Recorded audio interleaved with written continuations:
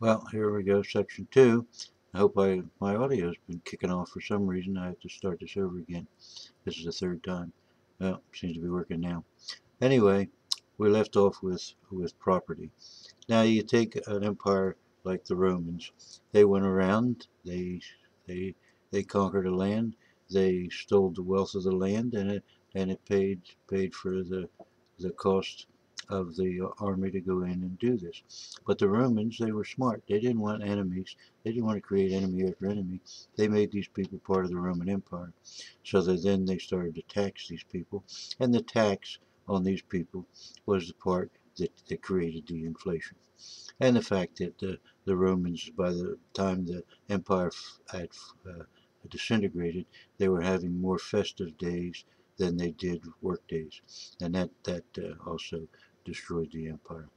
But we'll go back to America. So we're over here stealing the land from the Indians and giving the land value, because what we're doing is we're applying labor, and we're cutting down timber, and we're not only making the land more productive in our view by planting crops on it, but we are also selling the timber and selling the mineral resources and all these things that cost us nothing, but normally would have.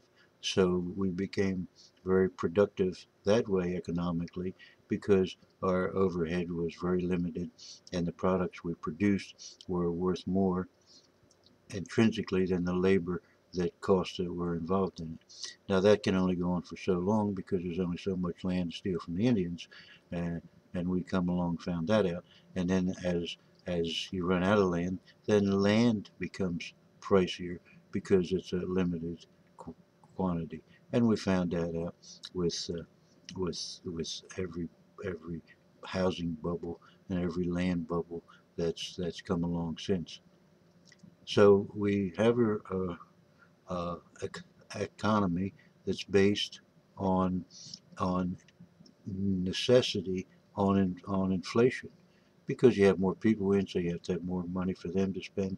Then people come up and they want more resources, like in Greece, where they work 35 hours and a week and retire with pensions and health care and everything at 55. Well, it was going to bankrupt the system, because when you add those costs to labor and put that into the product, you can't add it all to the product. It becomes very highly inflationary. So we're going through that same period ourselves for a while, when you can keep hiring cheaper and cheaper labor to do the same, to make the same product and maintain the same price for your product. We can you can ship you can ship the production overseas and do whatever is necessary. But at a certain point, you run out of cheap labor, and then because everybody wants a piece of the pie. So there we go. Can't have a damn thing conversation without a phone call. I don't even know who the hell that was. Somebody in Pennsylvania, but I'll have to get back to them.